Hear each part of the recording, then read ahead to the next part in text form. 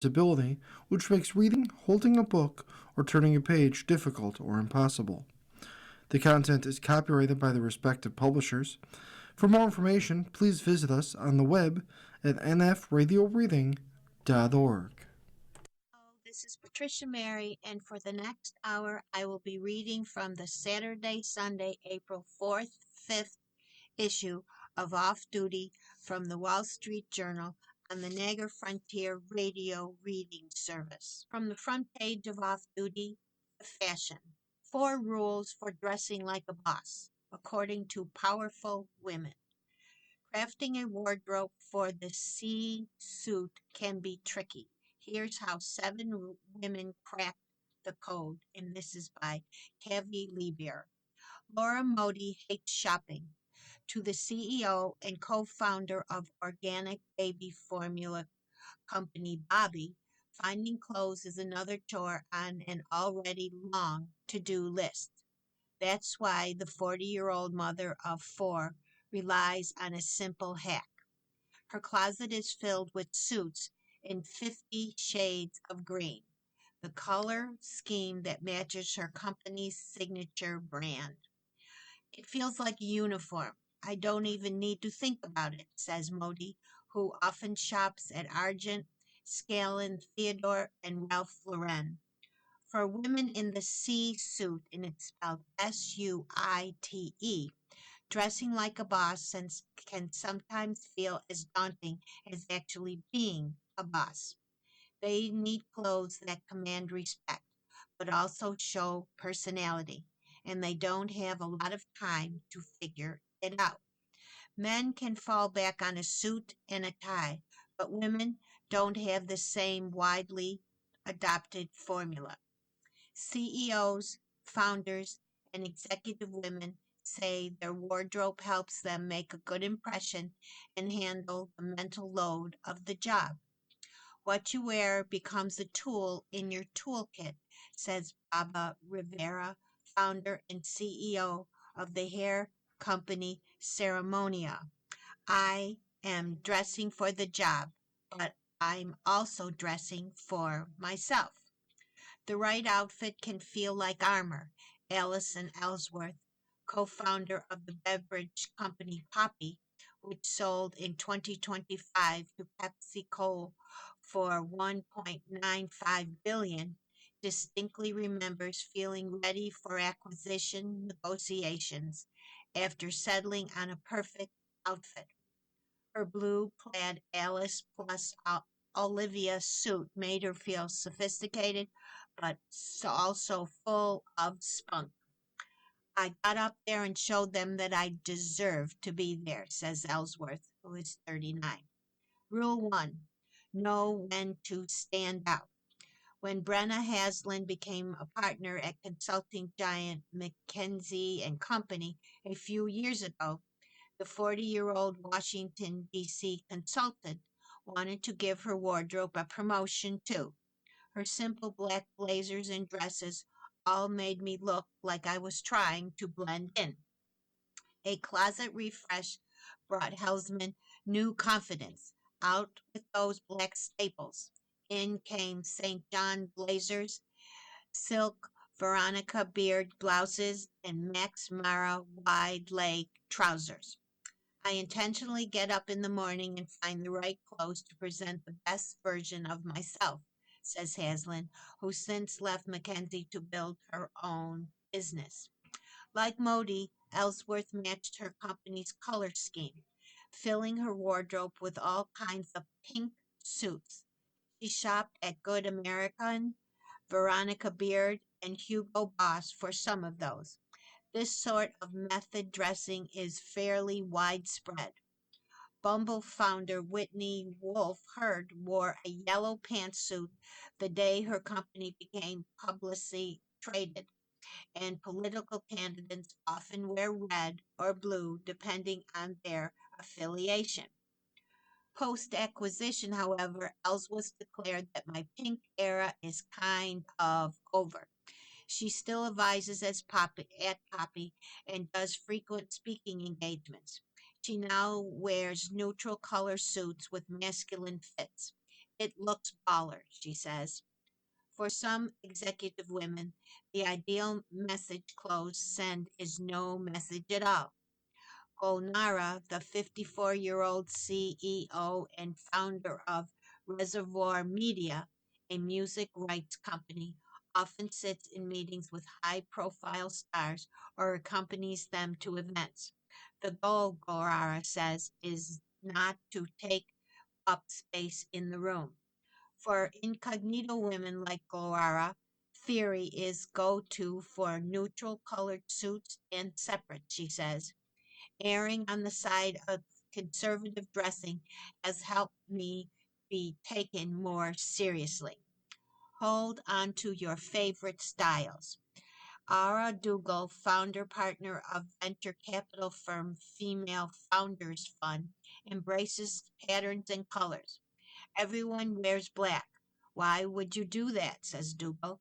She shops at Ulla Johnson and Zimmerman for long dresses, often polishing her look with blazers and layers of jewelry as a nod to her Indian heritage.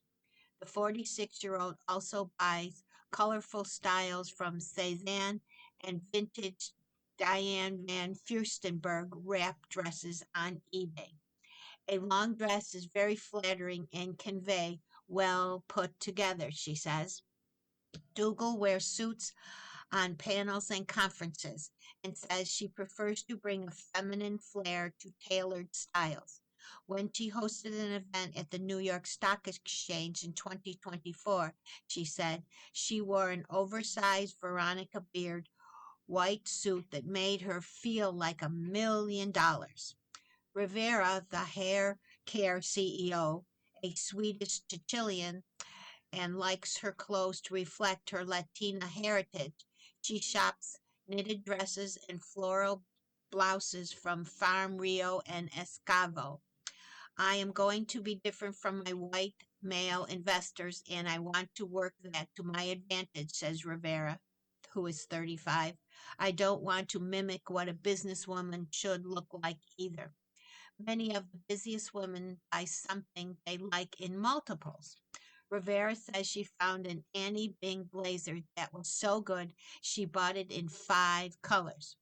Dougal says she found a pair of Ferragamo wedges that were life changing, enough that she scored secondhand sites to buy them in 3 more colors.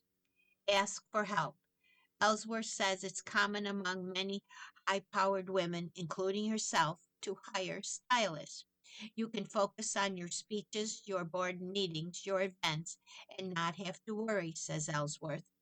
Susan Petchik, a stylist who specializes in dressing corporate women, including Haslin, the former McKinsey partner, said women tend to ask her for something vague, and her job is to make that concrete. They want to look feminine within a space that is business casual, and no one knows what that means, says Persek. They've gotten the memo, but not the rules.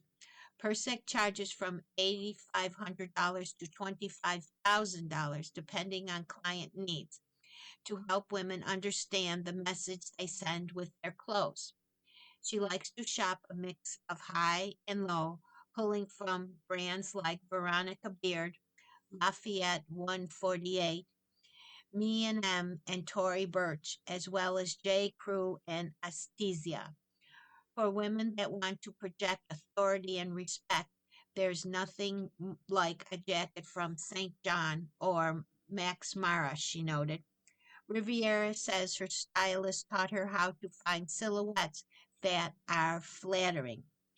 I used to dress very boxy, and the stylist was like, no, no, it's too much. You need to pick a part of your body to emphasize. She says, stylish, she added, can look at you with fresh eyes. Hiring a stylist doesn't always mean shopping sprees. Bailey Moon, a New York stylist who worked with actresses, executive women from Fortune 500 companies, and the Biden family, does closet dissections. He'll help you put together a dozen outfits from an existing wardrobe and then supplement them with some new pieces. His package rates start at about $10,000. Moon says her goals are to make women look professional, stately, and business orientated. He shops at more quiet, luxurious brands like Ralph Lauren, Michael Kors, Another Tomorrow, and Gabrielle Hearst, and tends to stay away from heavily branded clothes. I don't use logos, period, he says. The goal is to be in a room and do what you need to do without distractions.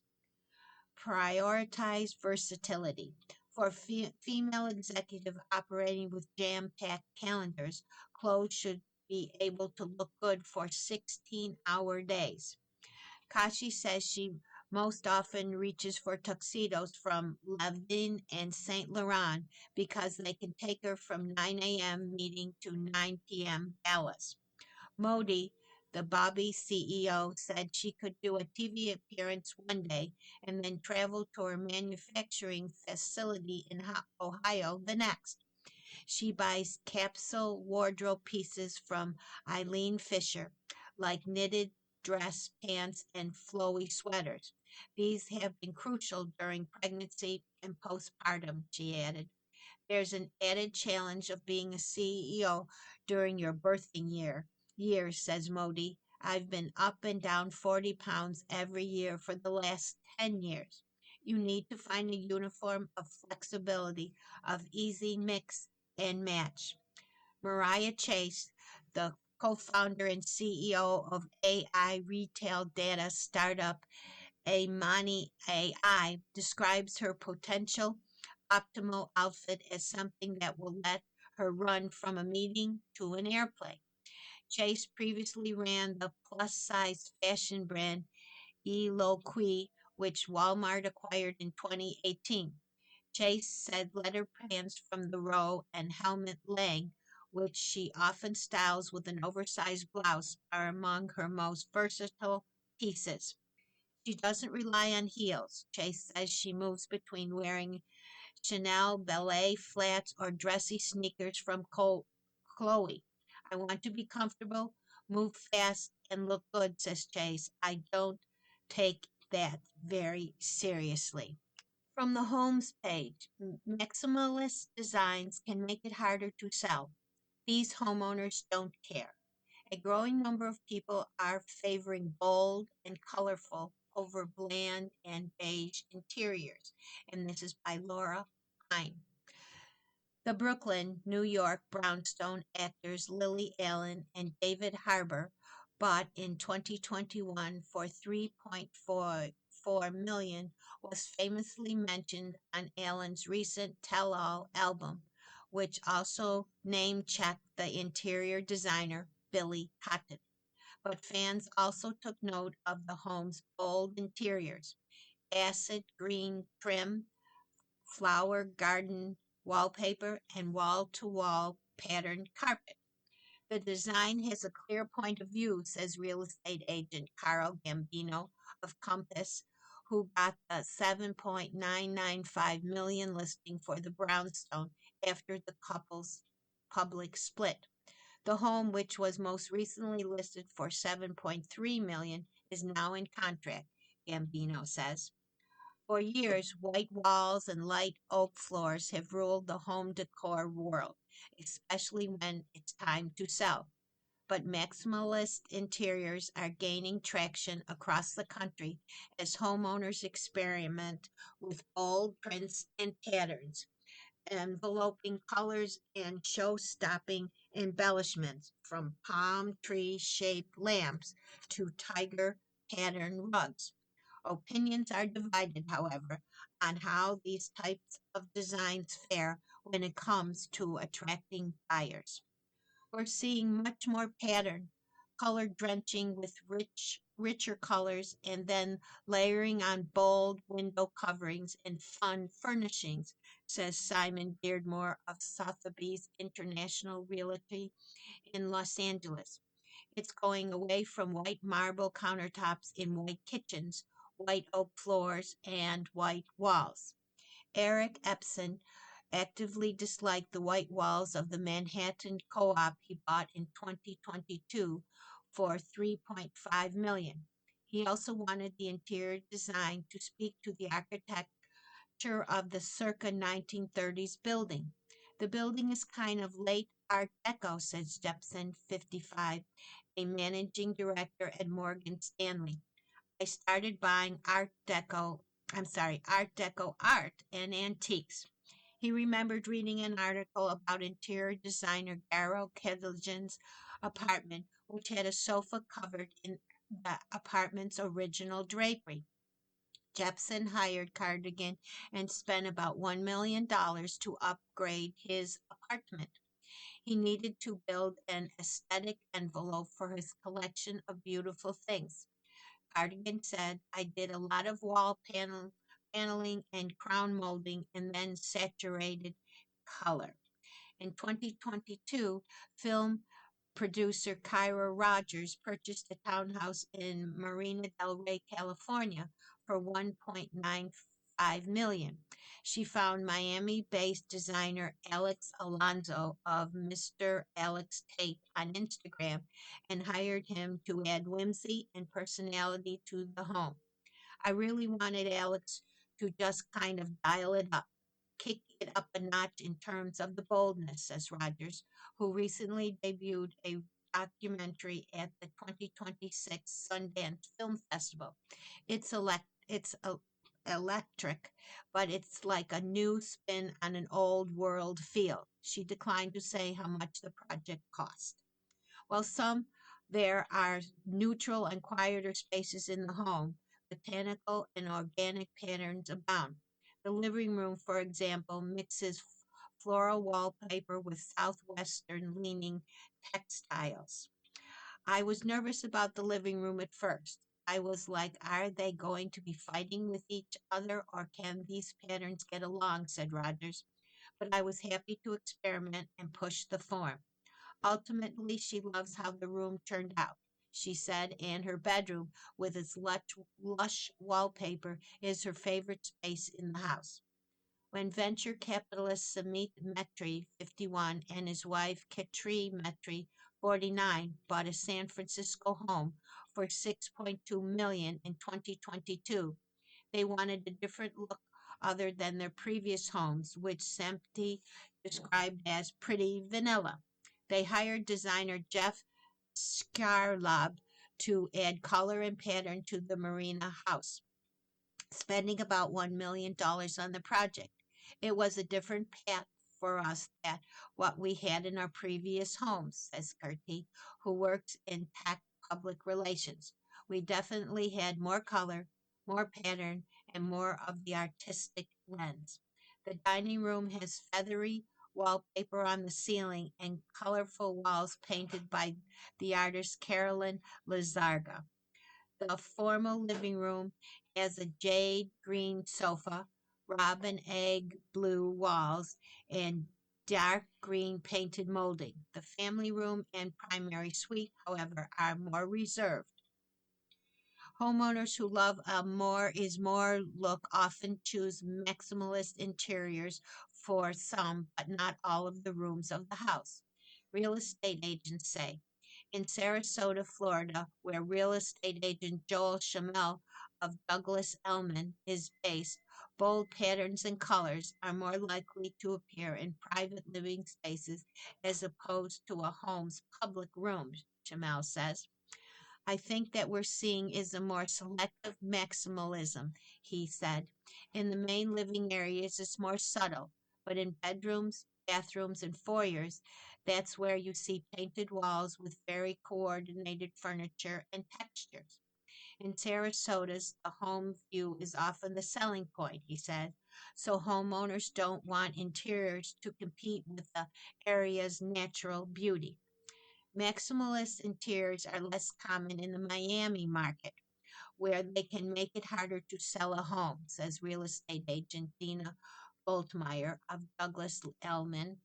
Miami's really starting to gear towards Travelton and White Oak almost exclusively, she said. Maximalists interiors are likely to ensure a longer marketing time and more days on the market.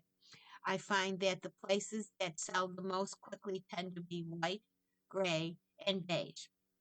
In Gambino's view, however, well done interiors are a selling point regardless of the style. Allen and Harbor's home, for example, uses beautiful high end materials and is exceptionally well executed, he says. And maximalist interiors can be a luxury flex because, if well executed, they signal that a design pro was involved. Homes that are done by a great architect and a great interior design team sell for a much higher price per square foot, Beardmore said. For many homeowners, the focus is on creating an interior space that speaks to them versus a potential for future buyer. I think people are realizing, Kegniton says, that their home should really be a personal reflection of themselves. You've been listening to the reading of articles and features from Off Duty from the Wall Street Journal and on the Niagara Frontier Radio Reading Service. And you are still listening. From the fitness page, Muscles by Electricity, the latest fitness craze. Electrical muscle stimulation, or EMS, is gaining popularity in the U.S. as a potential way to boost workouts. All that required is a damp suit covered with electrodes. And this is by Ellen Gammerman. Ever since humans got wise to the existence of the electrical current, they've been trying to apply that power to their own bodies. From the ancient Roman belief in the healing shock of a torpedo fish to the jiggling belt machines of the 1950s. Next up, electrical muscle stimulation, or EMS, where people wear damp suits covered with electrodes that zap their major muscle groups simultaneously for about 20 minutes. The strength training sessions incorporate body weight exercises are marketed as shortcuts to replace hours in the gym. A lot of people are like, I'm going to get electrocuted. Does it hurt? Says Colleen Ferguson, who owns EMS Body Altera in Santa Barbara, California. Her obsessed converts toned glutes and abs. The technology was initially used in hospitals and rehab settings to ease pain, prevent muscle atrophy, and improve circulation. Over the past several years, it quietly expanded as a fitness business in the U.S. On the platform Pass, the number of venues worldwide offering EMS workouts increased by more than 16% between 2023 and 2025. Iron Body Fit, a French firm with international EMS franchises, plans to open more than 50 U.S. studios within the next 3 years. The California based business Body 20 has 67 studios nationwide, up from 46 in 2023. For some, EMS is their sole workout. For others, it fits into a broader fitness regimen. In many videos on social media, fitness influencers go through squats and arm lifts in the bionic suit. The idea of a magic workout boosting wearable is compelling content, whether or not its claims are actually true. The suit sends electrical impulses directly to the muscle, forcing a higher percentage of muscle fibers to con- contract, contract simultaneously. The whole body resistance technology, cleared by the FDA, is used in classes that cost between $40 and $100 a session. Helgo Gotze, Director of International Business Development at Maya Bodytech, a German firm that sells EMS machines costing more than $20,000 apiece, thinks the tech is a good fit for people across the fitness spectrum. The U.S. is a big market. There are many lazy people, he joked, But Sabine Padar, owner of Body Alchemist NYC, an upscale EMS studio in New York, says she often has to convince overachieving Americans that extra gym time is not the only way to develop muscles. Many women, in particular, aware of the importance of strength training after menopause, are curious if EMS could be their new resistant workout. Padar says the sessions are not necessarily easier than traditional training, they're just faster. One of her regulars, Max Ott, got into EMS training after an ankle injury kept him from pole dancing, his preferred form of exercise. He spent nearly $300 a month for 4 to 6 sessions. I work in fashion, there where vanity is very high, said Ott, 33, a senior account manager for Wolford, a luxury lingerie and hosiery brand. He says he has lost the extra pounds he put on in business school and easily fits the workouts into his schedule. What's the physical sensation of an EMS session?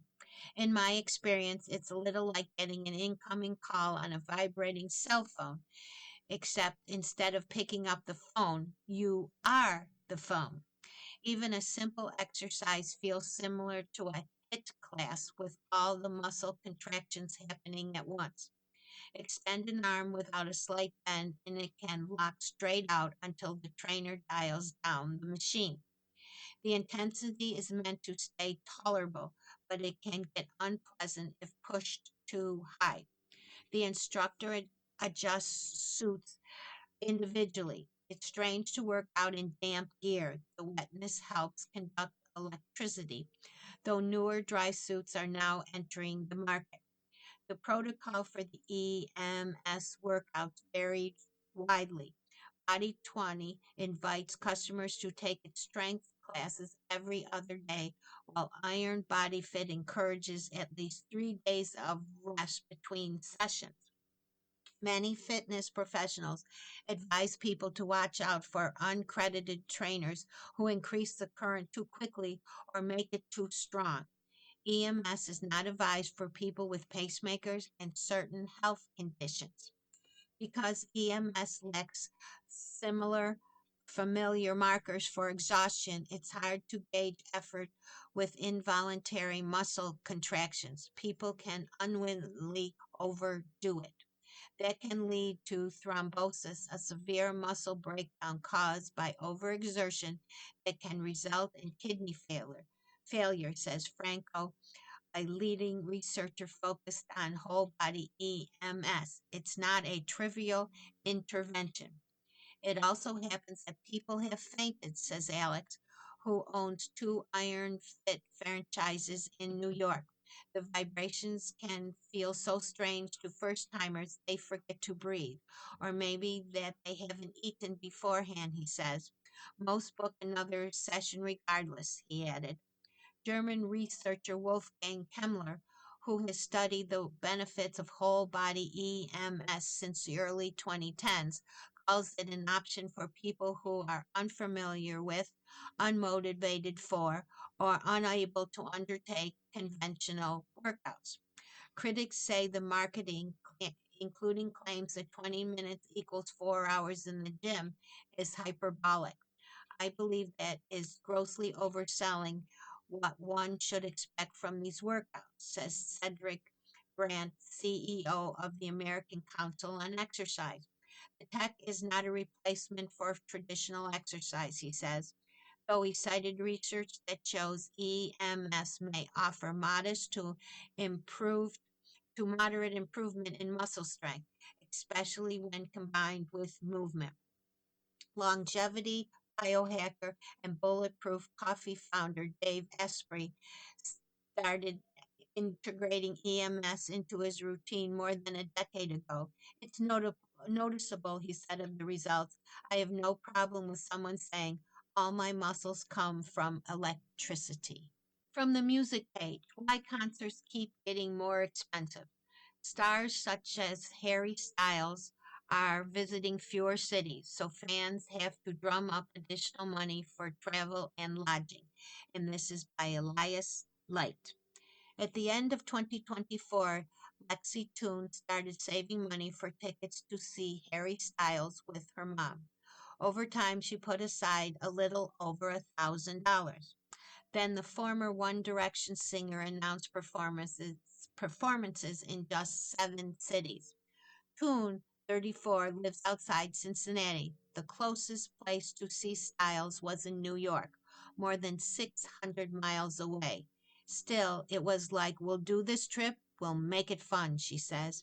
Except tickets were in high demand, more than $500 each by the time she made it to the front of the online queue, and the cost of round trip flights to New York, plus a hotel, tacked on an extra $1,500. Toon won't be seeing Styles in 2026. She called it a punch to the gut. The price of concert tickets has been increasing for years, a reflection of both rising touring costs and ravenous demand for the top stars. Now, music lovers face another potential financial hurdle, as some stars who used to trek from town to town choose to play multiple times in a smaller number of locations instead. Many fans also have to drum up additional money for travel and lodging. Plenty are plunking down their cash. Diani Alaus, 45, and his girlfriend spent $7,000 to see Bad Bunny in Puerto Rico last summer. Well over 11 million people registered to score tickets for Styles' 30 shows in New York, according to Ticketmaster, a number far greater than the capacity of 30 Madison Square Gardens. Matik Sovics, a 28-year-old fan based in Munich, will travel to both London and Amsterdam to see Styles. A dream, he says.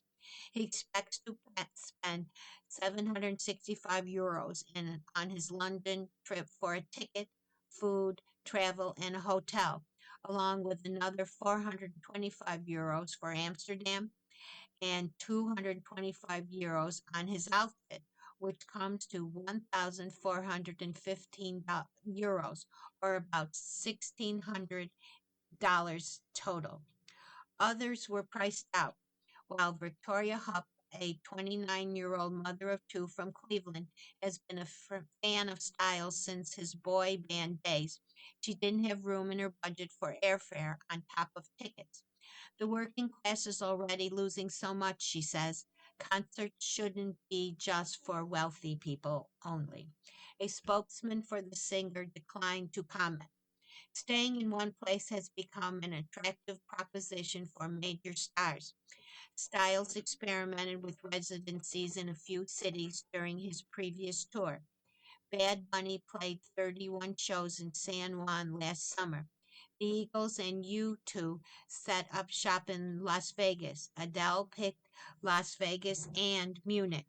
This approach reduces travel and labor costs for artists and frees them up to test more intricate stage designs, according to Eric Sells, a partner at the agency ROAM, whose roster includes the indie artist Andrew Bird and the Magnetic Fields.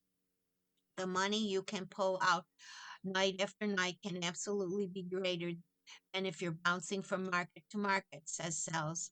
And a residency, even a mini one, limits some of the grueling physical aspects of touring as well.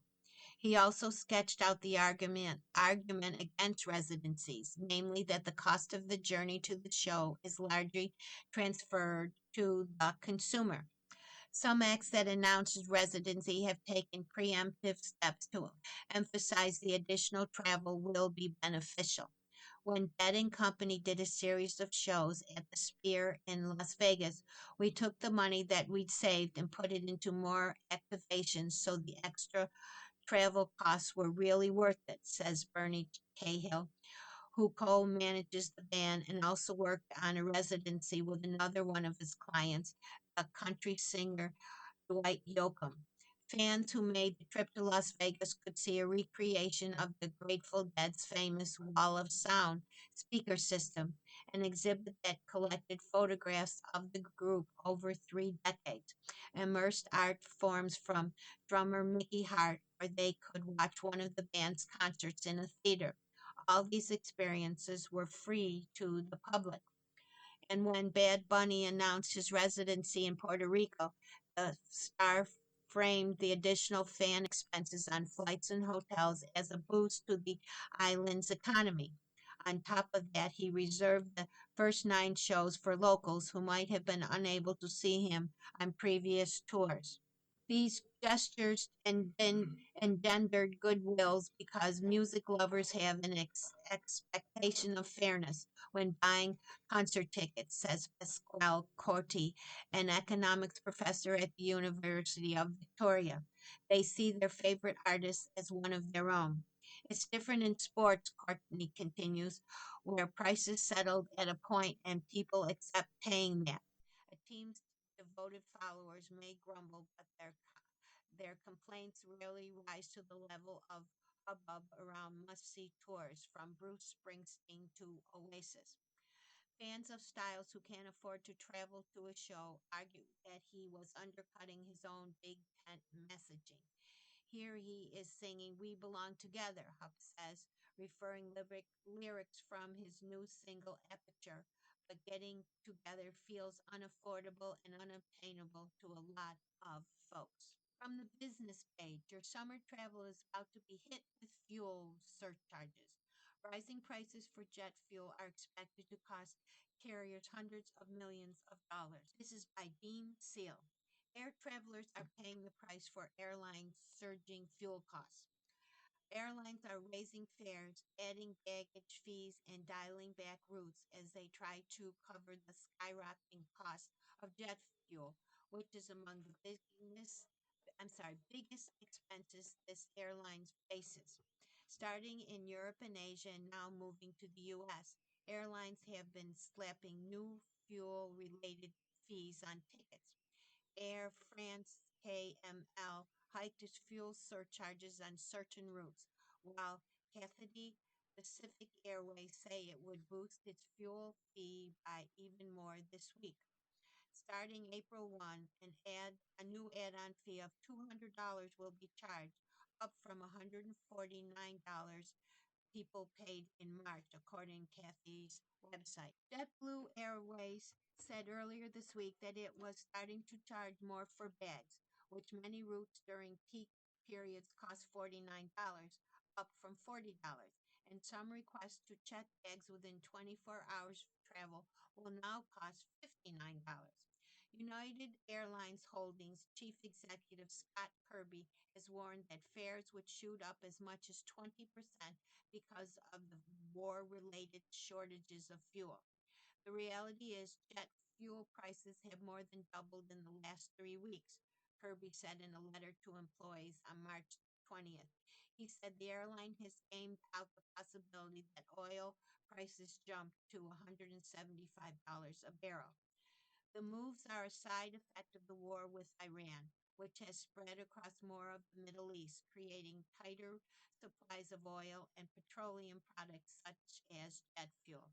If prices stayed at this level, it would mean an extra $11 billion in annual expense just for jet fuel. For perspective, in United best year ever, we have made less than $5 billion, Kirby says. Meanwhile, United says it's trimmed the number of flights it has for the summer months. Other airline executives have also said they are willing to pull flights that don't make enough revenue to offset the fuel burn. Andrew Kurdegaard has been planning a trip with his wife to Madrid in early June and was close to buying $700 flight tickets from his home to Detroit to Europe when the Iranian war broke out. The price of tickets nearly tripled, he said. Now he's considering a flight or 4-hour drive to Toronto to snag a cheaper fare across the Atlantic. It's obviously a pain because they have to go through customs twice each way, he said. But I mean, we're saving $1,500, so it's worth it. Sadid Ari in Toronto is considering postponing a trip to Alberta planned in the fall because of the rising airfares.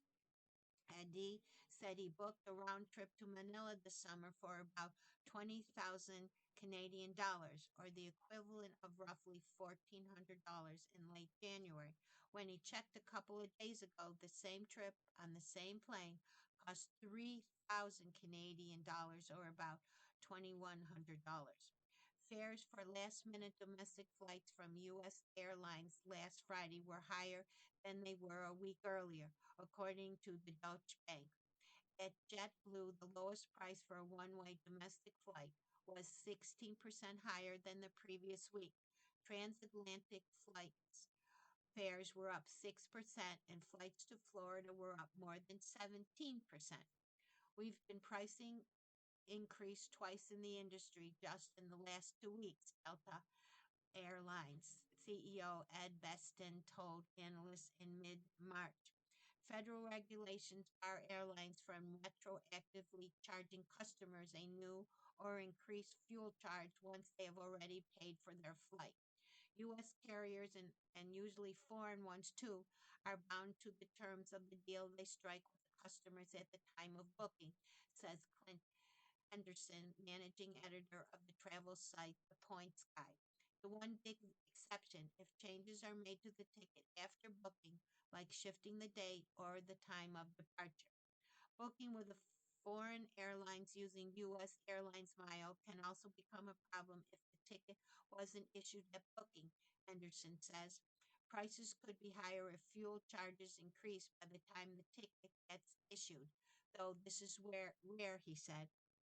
Jet fuel, which is refined from crude oil, is among the biggest operating costs that airlines face.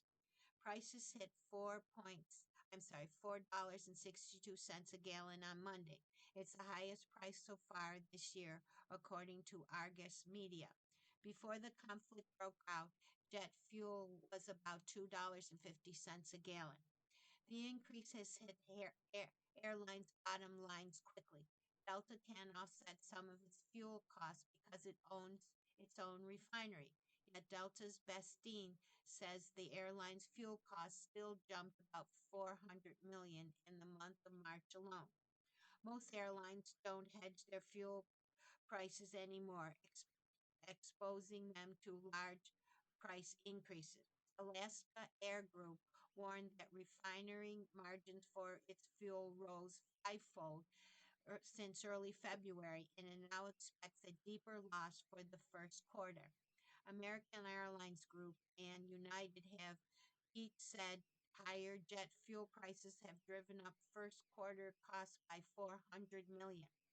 There's absolutely an impact to the first quarter in terms of profitability and likely an impact in the second quarter as well. American Airlines CEO Robert Isom told analysts 2 weeks ago. Low-cost carriers like Spirit Airlines and Frontier Airlines are especially vulnerable, which means the least expensive fares that many travelers count on might be going up. The low-cost airlines were already flying with smaller margins before jet fuel prices surged. They might need to raise prices to offset their higher costs, even though that could chip away at their main competitive advantage. They've always been predicting on this idea of having low fares. Milus research analyst Connor Cunningham said, but added that the low-fare airlines now need higher fares just as badly as their costlier peers.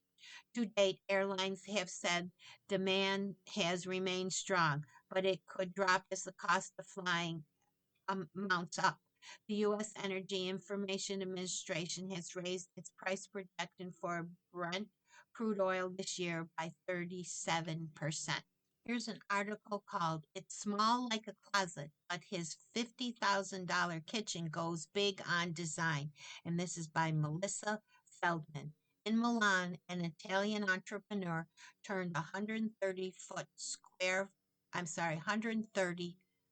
foot space into a sleek social cooking hub.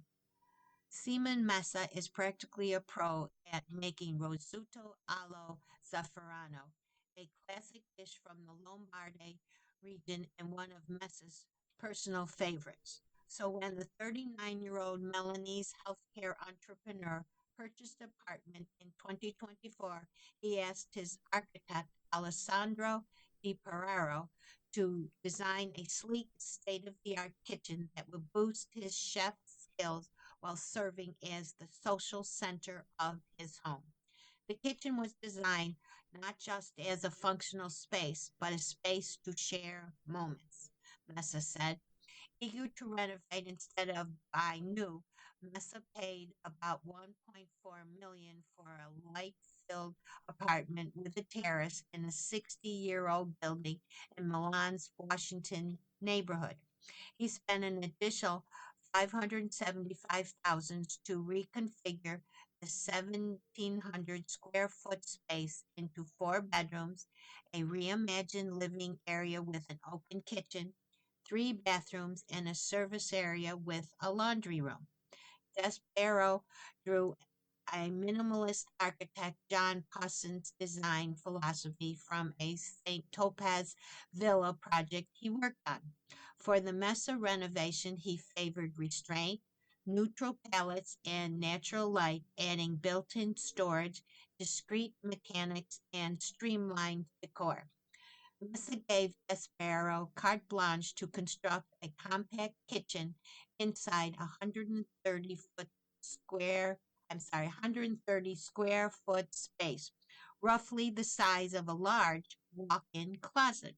He lined the floors in oak with a matching oak slanted ceiling and installed German engineered appliances. As an Italian, I can't imagine cooking pasta without gas. It's a matter of instinct and tradition, Messa said about the gas induction cooktop that was installed. Here's a look at the renovation. The stools that they put in were $230 each. The counter height stools from Spanish brand Cave Home were chosen for their function and manufacture in ash wood veneer with a powder coated black metal frame. They were upholstered in light gray chenille to match the overall kitchen aesthetic. The lighting, which was $2,336. Esperero's background in lighting design was applied when choosing the light fixtures throughout the home. For visual flair, Esperero added five Yori by Regimini aluminum pendants above the kitchen islands. The appliances, they cost $11,822. Aspero installed German-made AEG appliances known for their design, performance, and precision, including a hybrid gas induction cooktop, which cost $1,400. An AEG Series 8000 downdraft hood disappears inside the island when not in use, and that was $2,000. The island, the countertop, and the cabinetry cost $39,000. The kitchen is a social hub featuring a 10-foot long island. The large work surface allows us to cook together, says Mesa of the gray and white ceramic island designed to mimic stone. It supplies the kitchen doors and drawers. Here's an article by Dan Neal from the Rumblesea. Rolls-Royce new EV just might be worth the $500,000 price tag. I guess we can all dream here. The most powerful car in the company's history, the Black Badge Sceptra, is hushed and refined. It's a $500,000 price tag, might even be worth it, says Dan Neal. There are many pretty little cars in the world, but not a lot of big ones. I would ask you consider the work of the Rolls-Royce motor car. Notwithstanding a few coach-built masterpieces of the mid-century, the British super luxury legend, now owned by the BMW Group, has specialized in grandiose, emotional, frigid town cars, metaphoric for class privileged self. The company's current bestseller, a 3-ton square cut diamond known as a Cullinan, is a horror show aesthetically, yet totally on brand. The Spectre, once in the black badge specification, was $534,550 as tested, cuts against the grain in a number of ways. Defying the odds, defying the odds, the majestic two-door, four-seat coupe is utterly gorgeous and eye-filling joy in the walk-around. The daring raked windscreen and fastback flyline, the tapering cabinet slung back behind the endless hood, the audacity of wheels and tires, all draw in superhero proportions. If Rolls-Royce is about delivering world-apart experience to its clients, the Spectra certainly represents. Bold, the most beautiful big car I've ever laid eyes on, and I've laid my eyes on plenty. The Spectre is also electric. In the case of the top spec black badge version, extremely electric, with 650 horsepower to answer the most whispered summons with splendid excess. Officially the most powerful car in the company history, the black badge Spectra clocks a 0 to 6 miles in acceleration in 4.1 seconds, 3/10 quicker than the standard Spectra.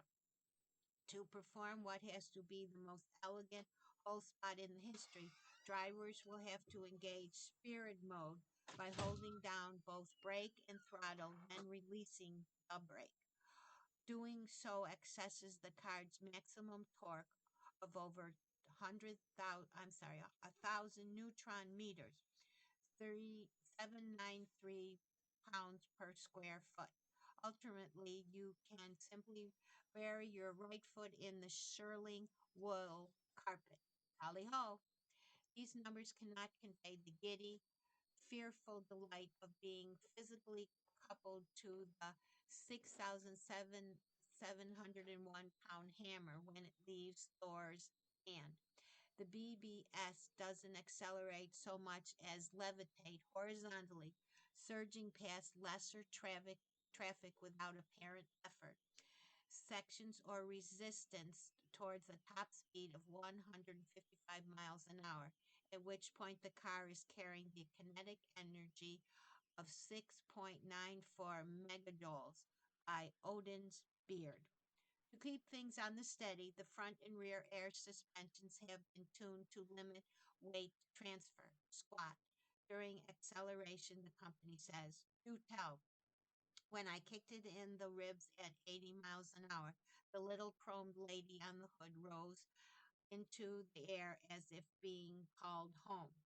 In the interest of extending its unglamorous range, 250 miles with the 23-inch wheels, output is constrained in the BBS default drive mode. But should it become necessary to defend the honor of the Empire, a chrome button on the steering wheel activates infinity mode. With the affinity algorithms in play, the BBS becomes Sir Lancelot of the lanes. None shall pass. I drove the car on a round trip from Raleigh, North Carolina to Jacksonville, Florida last month to attend the Amelia Island Course of Elegance, mostly keeping to the route along 195, I-95. In the co-pilot seat was my friend Shane Ainsley. His son Wilson sat in the left rear seat, which in many households is the owner's seat. With the billionaire class getting hammered in the Zegets, I had wondered how our trip might go. Let's get real.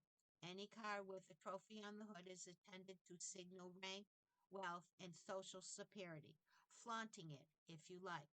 Our fellow travelers along the I-90 corridor comprised a particularly vibrant cross-section of American society, including many bedraggled participants of the Daytona's Bike Week, trailing their baggers and dressers home.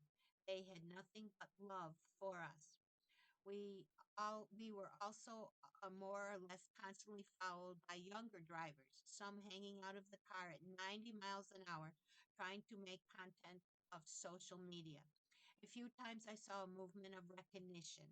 The black badge specifications feature a dark analyzed grille and hood figurine in the place of chrome brightwork.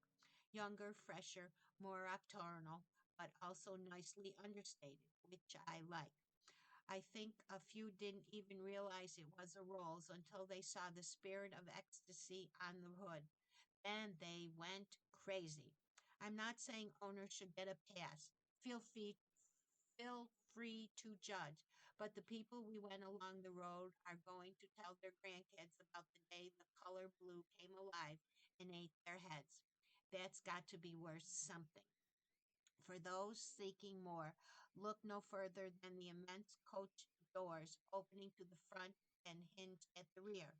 While magically these power assisted portals are nothing but a pain, requiring several feet of side clearance to fully open. At one stop, the driver's door powered into an old Mazda truck parked next to me. Sorry, fella. Drivers may also develop a limp associated with banging their knees on the door. As to ought to be, the interior is spectacular, with traditional eyeball vents and chromed organ pole dampers, sharing space with discreetly deployed digital display and other modern conveniences. Let's take a moment to appreciate the cabin highliner twinkling like thousands of LED stars in the firmament. Every now and then a shooting star blazes over the occupant's head. Jiminy Cricket! Of all the European houses, Rolls-Royce stood to benefit most from electrification. The company has historically fetished, refined, isolate, and effortlessness, summed up in the company's favorite word, waffability. Now more than ever, at highway speeds, the BBS inner space is intruded upon only by the distant drumming of the vast wheels and tires. When the car dips deeply into the reserve of power, the electronics hum low and with gathered strength. Mm. Our high speed weekend was the sort of work that the BBS does least well. Indeed, once my lord actively infinity mode range plummeted below 2,000 miles, you better get somewhere quick. As for its limitations in range and charging speed, yes, they're horrible, but they don't typically impact the ownership experience, says Rolls Royce, because owners have people for that. Spectres average just 5,000 miles per year, according to company records, composed mostly of short trips.